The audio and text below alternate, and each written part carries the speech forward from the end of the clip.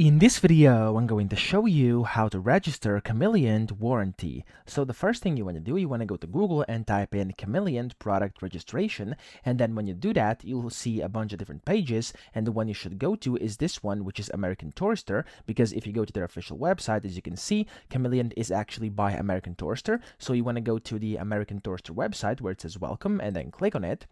And then over here, this is going to take you to a site where you can basically register. So as you can see, it's going to say register your American Tourister product. Just go ahead and basically type in your product name or SKU number. So I'm going to go ahead and, for example, type in Cargo Max, and then it's going to drop down a pop menu. You can go ahead, basically select whichever one you have. I'm going to click on this one.